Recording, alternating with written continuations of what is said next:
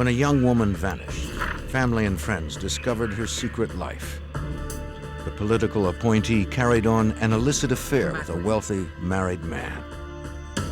Investigators suspected that her ex-lover was responsible, but they had little physical evidence to support their theory. In order to bring him to justice, the FBI would have to go undercover and turn brother against brother.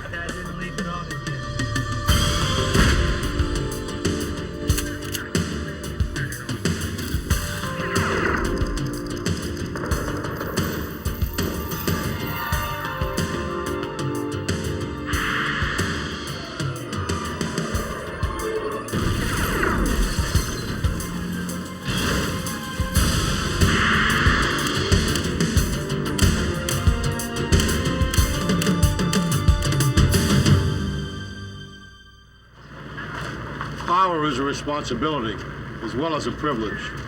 But in the wrong hands, power can corrupt. This is especially true in the legal community. For former Deputy Attorney General for the state of Delaware, losing sight of his sworn oath to uphold justice would prove lethal.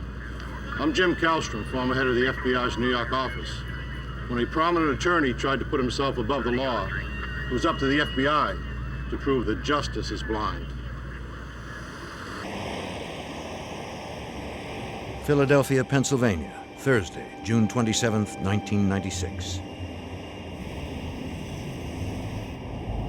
At the upscale Panorama restaurant, prominent Delaware attorney Thomas Capano, separated from his wife, dined with his mistress Anne Marie Fahey, the appointment secretary to the Delaware governor. Back next week, we'll be out and look how good we work together. Despite the candlelight and wine, her mood was grim. Anne Marie told Capano she wanted to end their relationship. Capano was furious with her decision.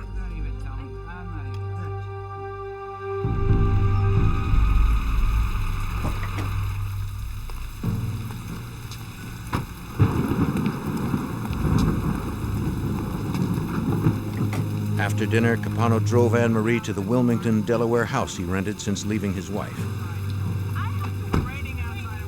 He insisted she come inside to continue the conversation.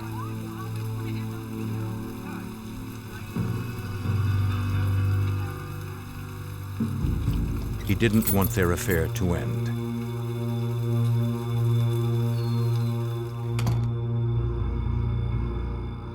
Two nights later, Anne Marie failed to show up for a dinner party with her sister Kathleen. Concerned, Kathleen arranged to meet the Delaware State Police at Anne Marie's flat. She explained that no one had heard from the governor's secretary since Thursday. They found unpacked perishable groceries on the kitchen counter. Kathleen called Michael Scanlon, a successful banker and Anne Marie's close friend, to see if he had seen her. He was supposed to pick her up for the dinner party, but Anne Marie never returned his calls. This is out of character for her? He has everything always put in its place. I just don't understand.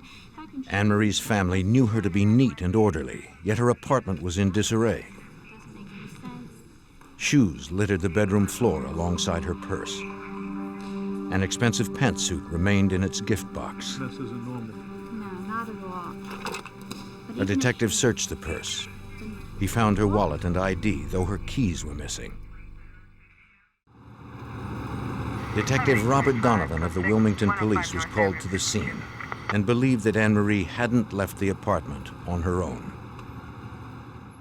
From the information that they're providing, they said she's not the type of person to leave, go walking around the neighborhood, or to go somewhere without letting somebody know where she's at. Number one, typical with a female, when she goes somewhere, she takes her pocketbook, wallet, identification, something. This is Detective Donovan. In the bedroom, Kathleen found a packet of letters from a man named Thomas Capano. They professed his love for her. Kathleen and Scanlon were perplexed. Anne Marie had never even mentioned Capano. Though Anne Marie's sister had never heard of the man, Detective Donovan certainly had. Thomas Capano was a powerful man in the state of Delaware. Tom Capano was extremely connected. He was, at one point, he was number 2 man for the city of Wilmington.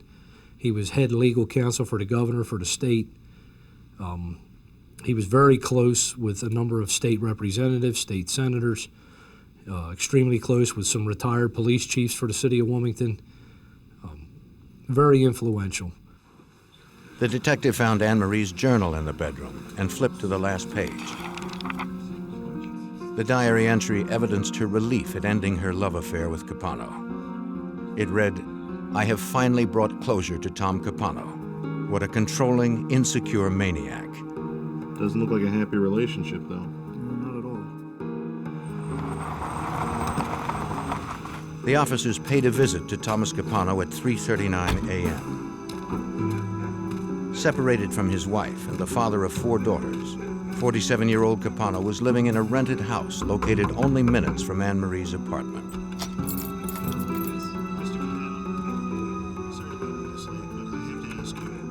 Capano confirmed that he had a relationship with Anne Marie, but claimed that it was long over.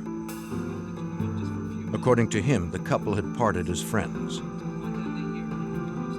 He told the detectives that he had dinner with her on Thursday night in Philadelphia. Afterwards, he brought her back to his house briefly to give her a gift and some groceries she needed. Then he took her home. When asked, Capano claimed he had not seen Anne Marie since, nor was he surprised that she was missing.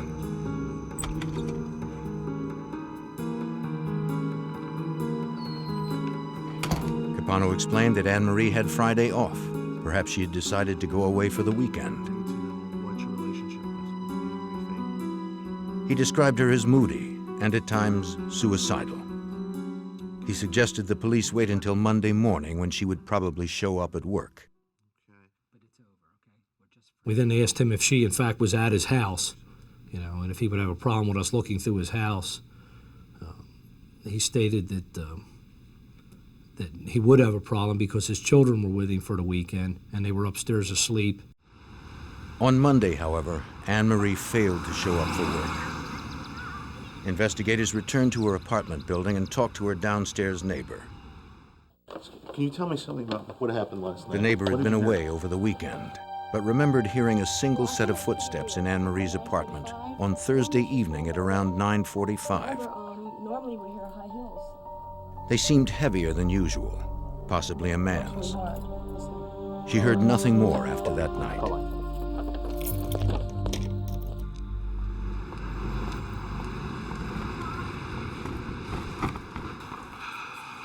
State and local investigators checked Anne Marie's bank and credit card accounts and found no activity after June 28th.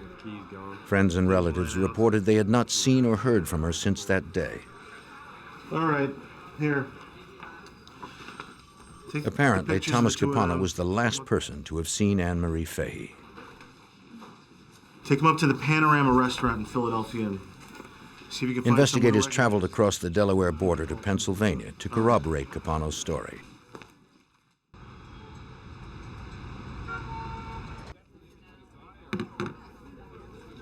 They spoke to the waitress who served the couple on June 27th at about 7 p.m. She remembered the evening and recognized Thomas Capano and Anne Marie Fahey from the photos. Yeah, that's her. She wasn't really happy. The waitress recalled that the pair seemed tense. Anne Marie said little and hardly touched her food. After she handed the bill to Capano, he passed it to Anne Marie, who signed his name on the charge slip. The waitress never overheard any of their conversation since the couple stopped talking each time she approached the table.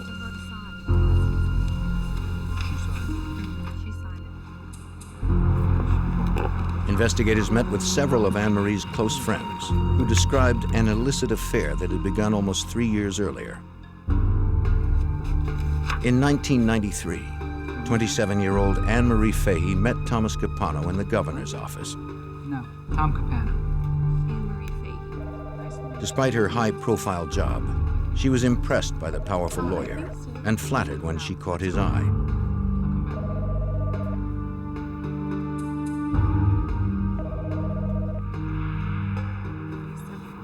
Investigators learned that while Capano showered Anne Marie with expensive gifts, He only romanced her in out-of-the-way places to avoid being seen.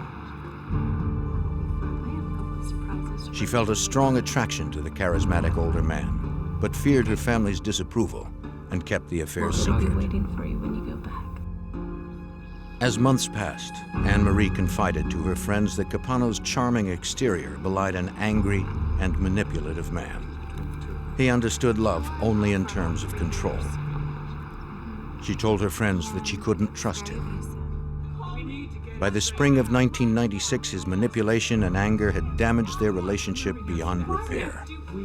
Capano told Anne-Marie that he had separated from his wife so they could stop hiding. I don't even want to talk to you about this. I don't even want to talk to you about this. Give me more. You know how much I can. Anne-Marie wanted out. Capano refused to let go.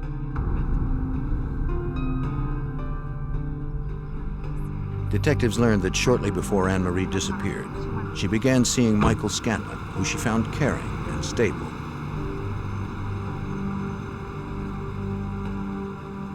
It was the relationship that she had always hoped for.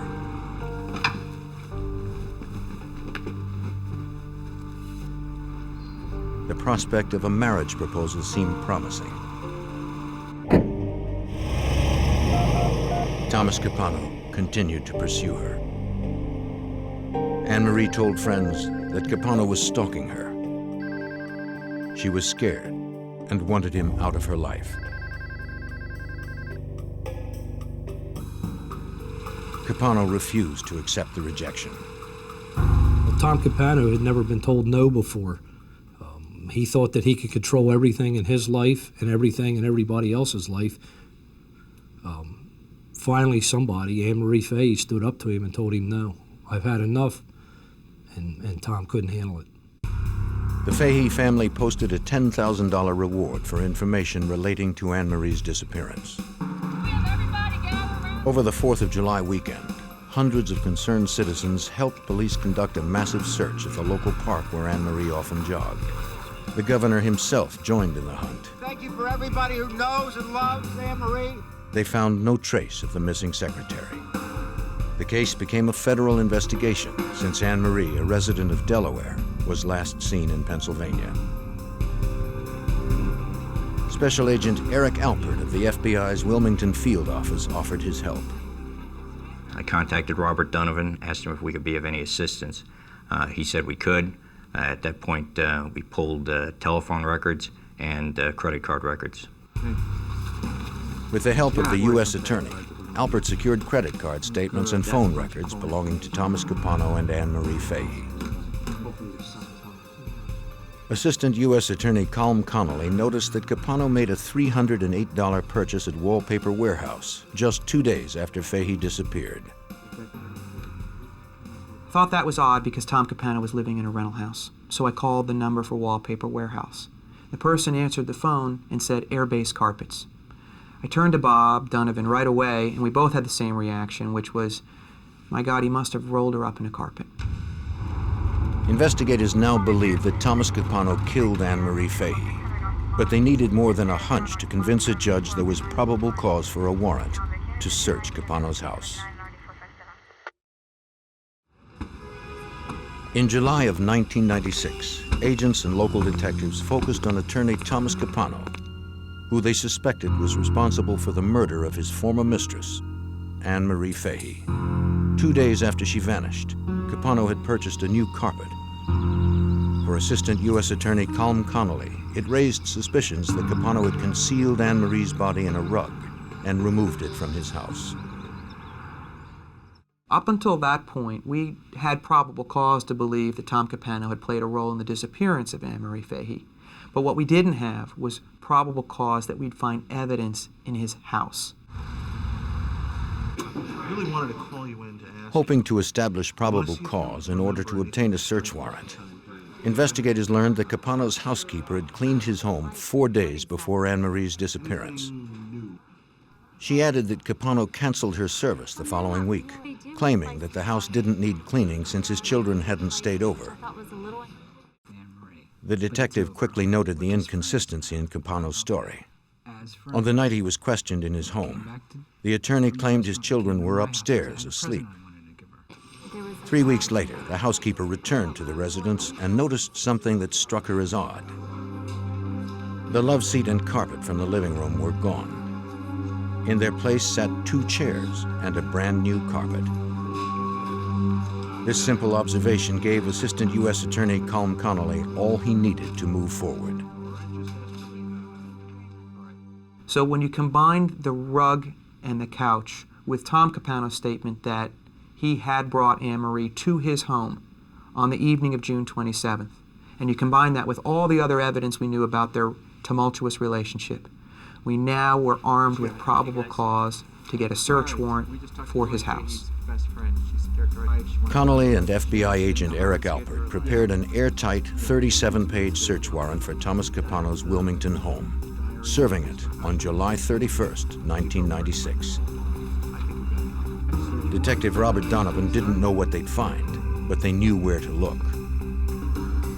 We searched the entire residence, but we took special attention to this room, the great room area, because we believed that Anne-Marie Fahey was murdered in that room. The team found the 2 chairs and new carpet described by the housekeeper. They moved them to see what might be hidden underneath. Hey, careful with the furniture. Okay, you don't have to destroy the place. The floor was clean. On the baseboard nearby, agents found something promising. Barely visible to the untrained eye, they saw 2 brown spots that appeared to be dried blood. Agents retrieved samples by swabbing the area with a mild saline solution. Investigators hoped the FBI lab in Washington, D.C.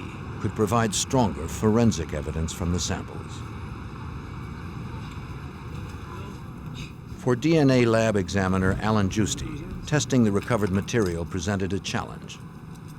The items themselves are not very large. The stains were actually fairly small, and because of that, we have to be careful because our test will consume part of a stain to test to determine if it's blood. Giusti performed a Kastle-Meyer test. This test requires only a pinhead-sized specimen. He applied the chemical phenolphthalein, which turns pink when mixed with blood.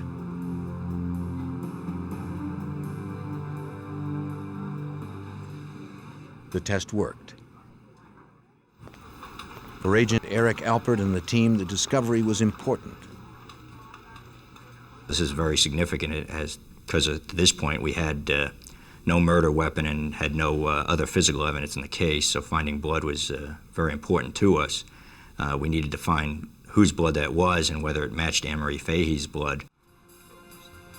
It was impossible to determine whether the blood belonged to Anne-Marie without DNA samples from her or her parents. Samples from her siblings would be too disparate to provide solid results. Unfortunately, Anne-Marie's parents were deceased. Anne-Marie's brothers and sisters provided investigators with a possible lead. A check of the missing woman's calendar book revealed that she had given blood a month before she disappeared. Agents went to the blood bank to subpoena the sample. It was too late. Her blood had been reduced to plasma and shipped overseas. There was only a slim chance it could be retrieved. Worse yet, DNA-rich red and white blood cells had been removed, and extracting DNA from plasma alone is next to impossible. As the investigation slowly moved forward, Thomas Capano continued to live a life of ease.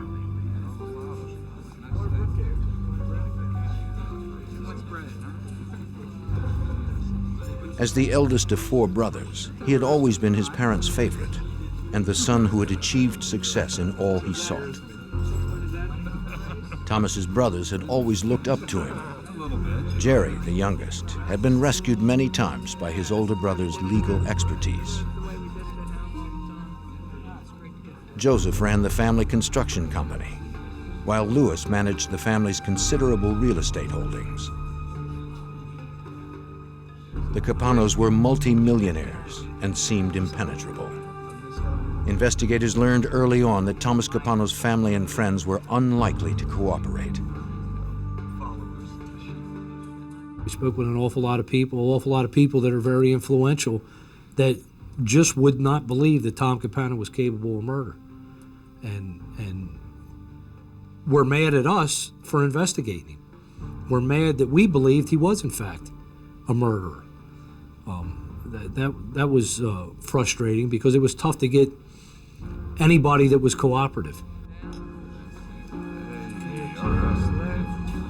The team believed that if Capano killed Anne-Marie, someone close to him probably helped dispose of the body. But no one was talking.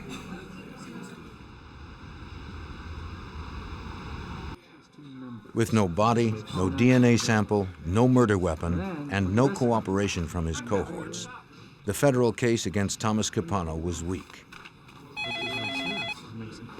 On August 6th, Agent Alpert received a call from Sean Taylor, a project manager in Louis Capano's development company. Taylor knew something he believed might interest investigators. He agreed to meet agents and detectives in a secure location, fearing what would happen to him if the Capano brothers found out he was talking to authorities. He described an unusual event that occurred the day after Anne-Marie was reported missing.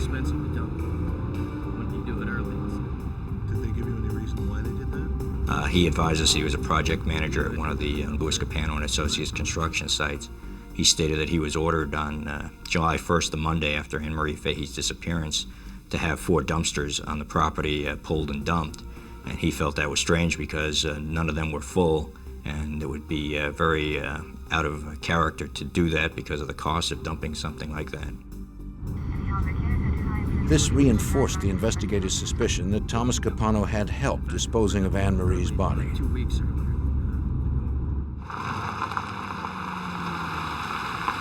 Louis Capano's development company was served with a subpoena for the dumpster records, as investigators began to turn up the heat on the powerful Capano family. Louis, I need to talk to you. Here, go ahead and take these. Get with Bob.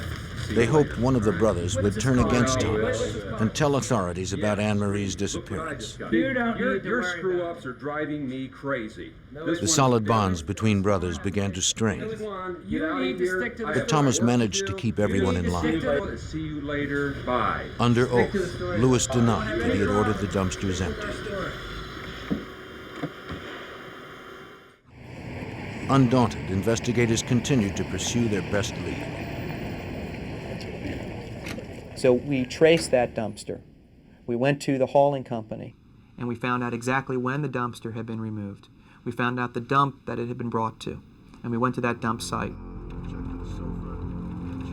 In the middle of August, an evidence recovery team arrived at the Delaware landfill. Workers pointed out the area where the dumpsters had been emptied. The recovery team searched for anything that could be traced back to Thomas Capano's home. We were looking for the carpeting, the love seat, possibly a murder weapon, and also possibly Anne-Marie Fahey's body.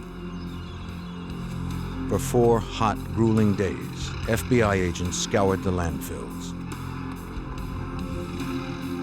They found nothing. The investigators finally walked away, tired and frustrated.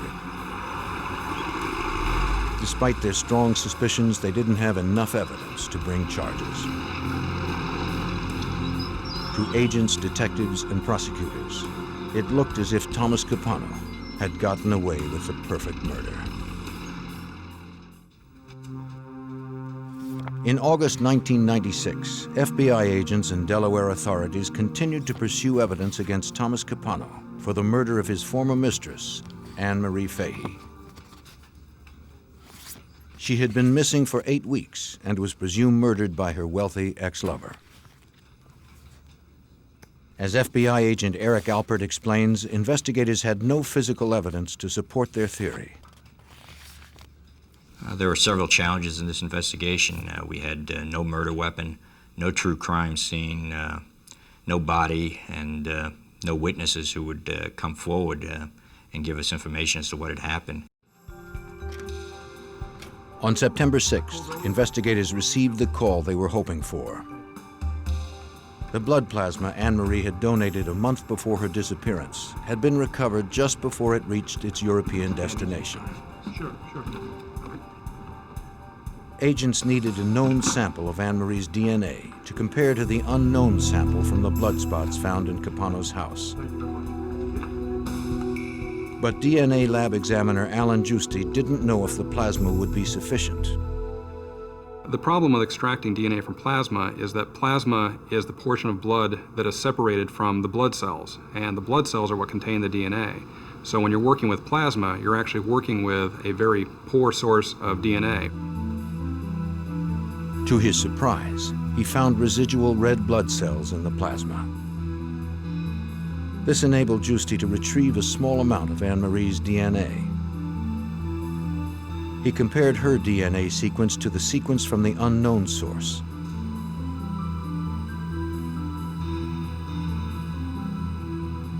They matched. There was only a minute chance that the blood spots from Capano's house did not belong to Anne-Marie Fahey.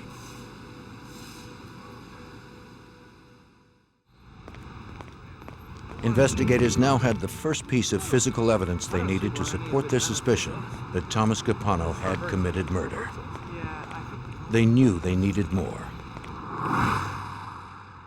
Capano's cell phone records revealed that he had called a woman named Debbie McIntyre from Stone Harbor, New Jersey on June 28th, the morning after Anne-Marie disappeared. Investigators learned that Debbie McIntyre was yet another one of Capano's mistresses. We saw that they called each other frequently, but we weren't sure about their relationship. From doing further interviews, we found that Thomas Capano and Debbie McIntyre had been having an affair for approximately 12 years.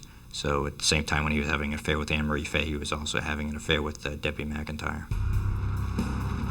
Agents also learned that Jerry Capano, the youngest brother, had owned a boat anchored in Stone Harbor. Detective Robert Donovan investigated. We found out that Jerry Capano had sold this boat locally. Somebody local had purchased it. We were able to track that down and spoke with a gentleman and looked at his boat. They scoured the boat for traces of Anne-Marie, but found nothing. The new boat owner told investigators that Jerry Capano had sold the boat without anchors. They suspected that the anchors were now at the bottom of the ocean, wrapped around Anne-Marie's body. Assistant U.S. Attorney Collum Connally and his team turned their attention to Jerry Capano. And so beginning back in November of '96, we put in place this undercover operation with the idea that we would gather incriminating evidence of Jerry's activities and any other information we could gain about his role on June 28th in disposing of the body.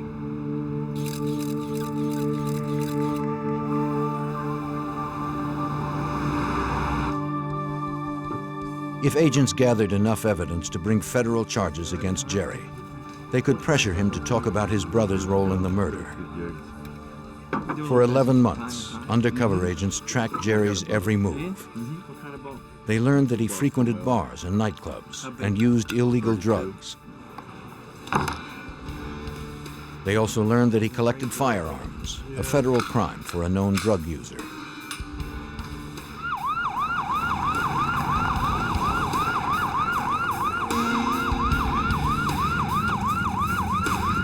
On the evening of October 9th, 1997, 15 months after the disappearance of Anne-Marie Fahey, the FBI, assisted by the ATF, raided Jerry Capano's house.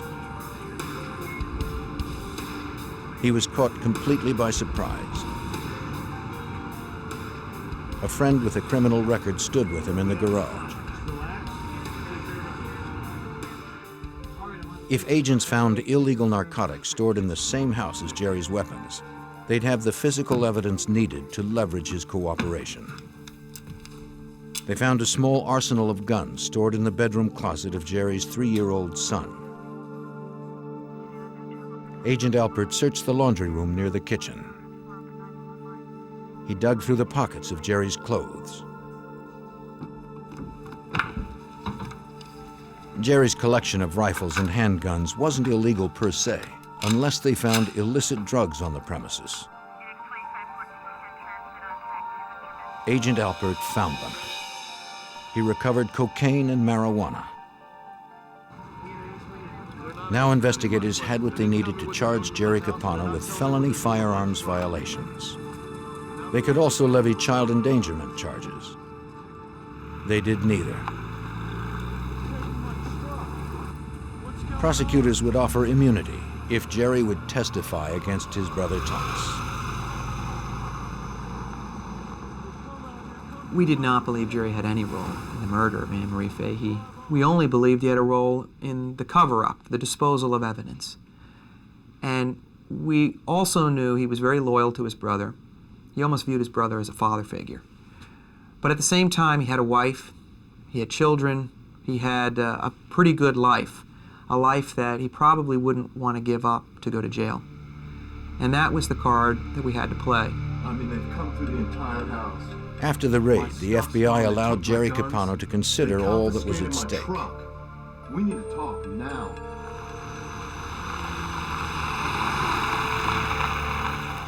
He was forced to choose between his brother and his wife and children. The pressure upon Jerry Capano was enormous. Not only was he one of Thomas Capano's closest allies, he was his brother. Investigators weren't certain if Jerry would crack. Even if he did, they had no way of knowing if he could help them bring the powerful Thomas Capano to justice.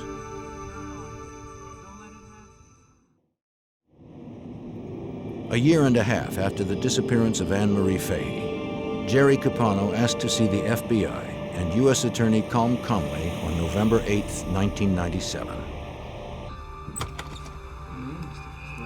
Federal authorities had threatened Jerry Capano with federal firearm charges if he did not cooperate with their investigation. They suspected Jerry had helped his brother Thomas Capano dispose of Anne Marie's body in the Atlantic Ocean. With legal counsel by his side, Jerry related his involvement in the incident. It began months before Anne Marie's June 28th disappearance. With you personally. Early in 1996, his brother Thomas came to him with a problem. Jerry told Agent Eric Alpert that he didn't realize Thomas had lied to him. Well, in February 1996, Thomas Capano went to his brother Jerry and told him that he was being extorted, that somebody was threatening his children. He asked Jerry to get him some cash to help pay the extortionists. He also asked Jerry for a gun and said that he might need Jerry's help someday with the boat to dispose of the extortionist's body. Jerry provided Thomas with $8,000 and the gun he asked for. Thomas returned the weapon a month later, telling Jerry the money was enough. He didn't need the gun after all. He heard little else about Thomas's problem until Friday, June 29th, 1996. I got a call from Tom. Early in the morning, Jerry stepped out of his house to find his older brother parked at the end of the driveway. Thomas looked upset. 6 o'clock in the morning, Tom. What are you doing here? Jerry, I need your help. Hey, Jerry, I need you to get the boat. I don't want any part of it. Jerry knew, as soon as Tom asked to use the boat, that Tom had been involved in the killing of somebody. And Jerry said to Tom, "Did you do it?" And his brother said yes. And Jerry said he didn't want to have any part in getting rid of a body, and he refused to give up the boat. He said he had a wife, he had kids, he had a beautiful home. And Tom played the brother card. Tom said, "I have nobody else to turn to. You're my kid brother. Please help me." I'll meet you at your house. About an hour? And finally, Jerry relented. And Jerry agreed to meet Tom and to go to Stone Harbor and to take the boat out and dispose of the body.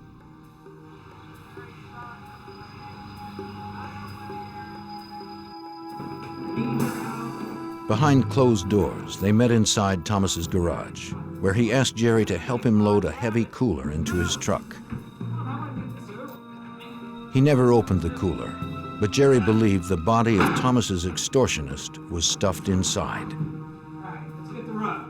Let's go. Only the carpet remained. What are you gonna do with this rug? This thing Go throw it in the ocean. not gonna sit. Jerry told his brother not to take it on the boat because it probably wouldn't sink. All right, I got some.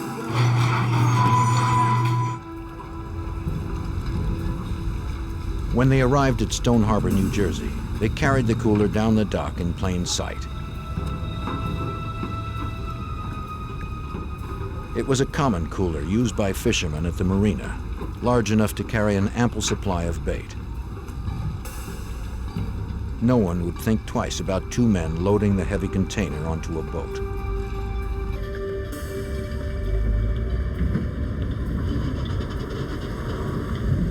The brothers fueled up and headed for the open waters of the Atlantic.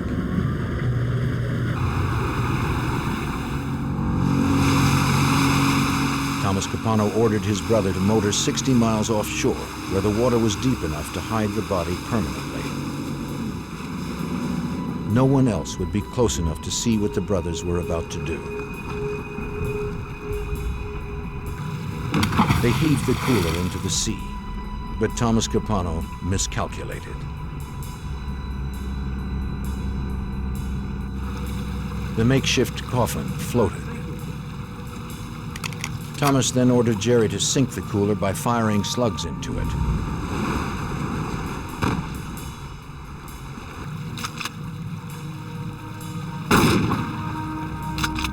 The cooler still floated.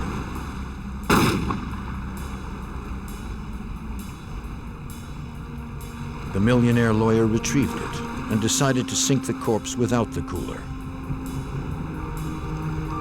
His younger brother wanted no part of it. He moved to the front of the boat while Thomas wrapped the boat's anchors around the body. What Jerry Capano saw next was critical for Detective Robert Donovan. Jerry turns around when he asks Tom, "Are you done? Are you done?" Tom tells him, "Yeah, I'm done." As Jerry turns around to look at Tom, he sees a calf and a foot sinking down.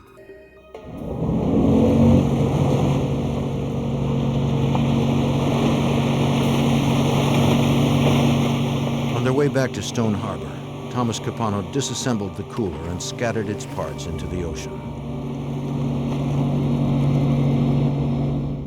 And Tom said he needed me to come back to the house, that he had something else that I needed to do with him. The work wasn't finished. Wrapped it in anchor chains and threw it over. His brother needed to dispose of more evidence. Tom says, "I need your help getting rid of this couch." And Jerry sees a stain on the couch, which would be right about shoulder height, which is a large, he described as a basketball-size blood stain. Well, then do something. Then do something about it if it bothers you. Investigators believe the stain was caused by a fatal gunshot to Anne Marie's head.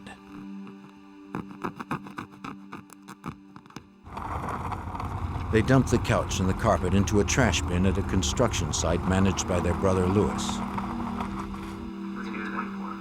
Jerry had nothing more to add.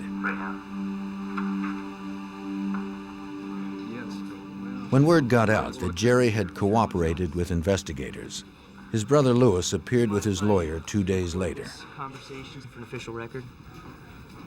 Louis Capano recanted his earlier statement and admitted that he had obeyed Thomas's orders to empty the dumpsters earlier than scheduled. The FBI began 24-hour surveillance on Thomas Capano. They believed the suspected murderer might try to kill his brothers to keep them from testifying.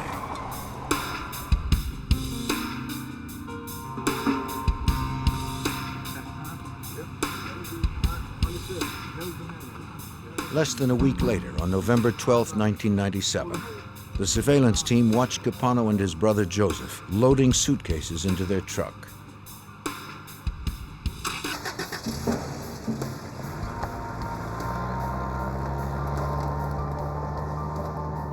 They were heading towards the airport. Agent Alpert feared Thomas was fleeing jurisdiction. At that point, I paged Collum Connally, the Assistant United States Attorney who was inside the grand jury room, with a 911 page to come out. I told him of the details and said we need to make a decision on what we're going to do. Investigators felt they still didn't have enough to charge Thomas Capano with kidnapping and murder, but agreed they had to stop him from fleeing. Alpert ordered his arrest on grounds that Capano had obstructed justice by coercing his brothers to give false testimony.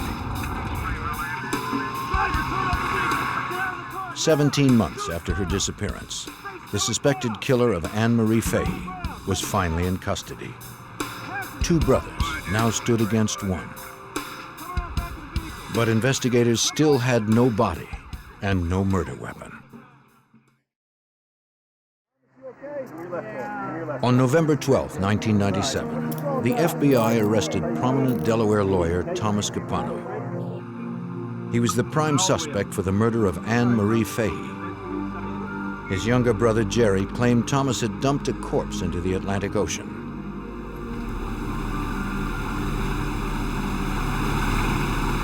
Jerry pointed investigators to the area off the New Jersey shore, but they never found Anne-Marie's body.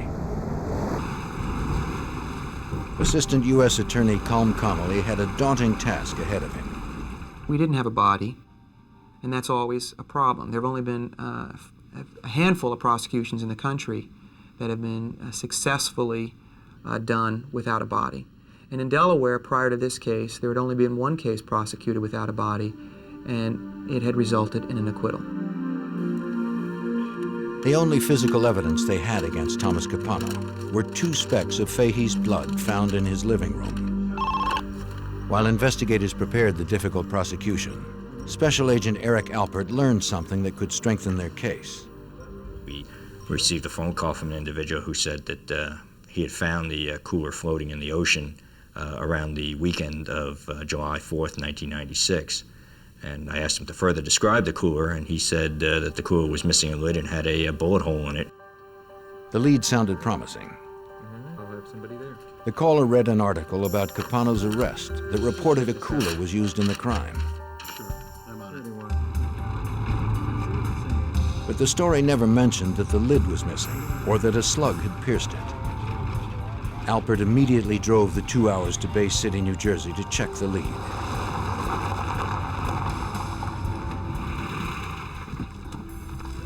On the weekend of July 4th, 1996, Ken Chubb was fishing 6 miles off Indian River when he came across a cooler bobbing in the ocean. It had 2 bullet holes and blood stain, but you know, we were amazed that this was a brand new cooler, but we weren't amazed at the bullet holes or the blood because they shoot shark a lot, and there might have been a shark flopping around in there and they shot it, and that's where the blood came from. Yes, sir. There certainly is. In fact, there's 2 of them. Chubb patched the holes, replaced the lid, and used it as his own until the Capano arrest story broke. Agents discovered the barcode on the cooler matched the one Capano purchased with his credit card on April 22nd, 2 months before Anne-Marie disappeared. The cooler was important in this case because it prevented Tom Capano's defense team pretty much from saying that Jerry Capano was lying. It corroborated exactly what Jerry Capano had told us well before he knew we would ever find this cooler. The cooler was their second piece of physical evidence, and its purchase demonstrated Capano's premeditation. Investigators still had no murder weapon. They searched records at local gun stores for purchases by Capano or by others close to him. They hit pay dirt. Investigators discovered that Capano's mistress, Debbie McIntyre, had purchased a .22 caliber Beretta on May 13th, 1996, 6 weeks before Fahey disappeared. They brought McIntyre in for questioning. She pretended that her relationship with Thomas Capano was more casual than it actually was. She spent years in jail. Connally asked if Capano owned a gun. McIntyre denied it. No. I asked her, "Do you own a gun?" And immediately her demeanor changed. She started blushing. She got very nervous. It was clear that she was lying, and she told us this just fantastical story about buying a gun and then throwing it in the garbage can. And we asked her, did anybody know she had bought that gun? And she said, one person, and it was Tom Capano. Connally pointed out that if McIntyre supplied the gun to Capano, she had committed a felony.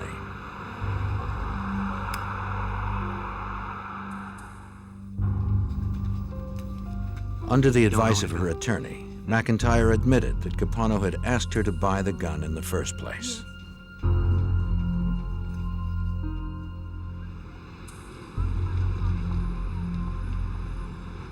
The trial began on October 26, 1998. Early on in the proceedings, Capano surprised the prosecution by admitting that he had disposed of Fahey's body as Jerry had testified. He also admitted to asking his brother Louis to empty the dumpsters early. On the witness stand, Capano painted his own version of events on the evening of June 27, 1996. After dinner, he and Anne-Marie came back to his place. According to Capano, they had resolved their differences. They were enjoying each other's company when Debbie McIntyre burst into his house. What are you doing? What is this? What are you doing in my house? I am gonna... Angry and despondent, McIntyre threatened suicide. Anne-Marie was killed instantly. Despite his legal training, Capano claimed he didn't call police because he was trying to protect McIntyre and himself. Instead, he retrieved the cooler that he said was to be a gift to his brother. See if I can refresh your memory. He decided to use it as a coffin. This is the official document. During cross-examination, Connally pointed out that Capano had prosecuted a similar case in 1976 when he served as Assistant Attorney General for Delaware. In that case, the killer dumped his victim into a creek near Delaware City. At the time, Capano was quoted as saying the killer would have gotten away with his crime if he would have dumped the body into the Atlantic. Capano denied this. Well, it's all here. Can I submit this, Your Honor? In the state's version of events, Capano forced Anne-Marie Fahey to return to his house. She was determined to end their affair.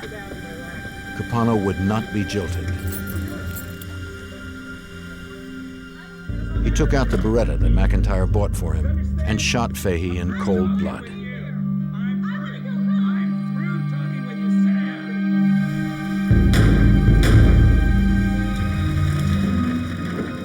Then he stuffed her into the cooler. At about 9:45 that same evening, he entered Anne-Marie's apartment with fresh groceries and the new pantsuit she would never wear. He carefully tried to cover his tracks as he had planned for months. On January 17, 1999, the jury returned with a verdict. Mr. Foreman, has the jury reached a verdict? Yes, Your Honor, we have. Please rise.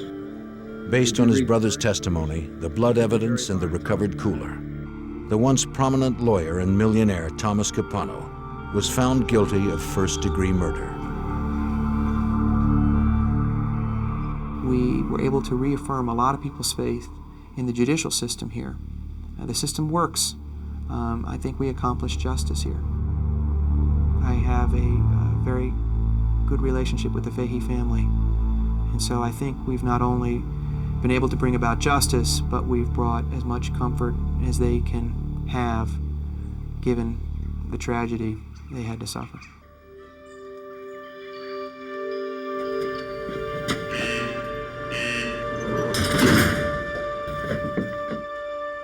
The jury went further, sentencing Capano to the gas chamber. It was the first time in Delaware history that a defendant had been found guilty in a capital crime without a body or a murder weapon. Capano now waits on death row pending appeals.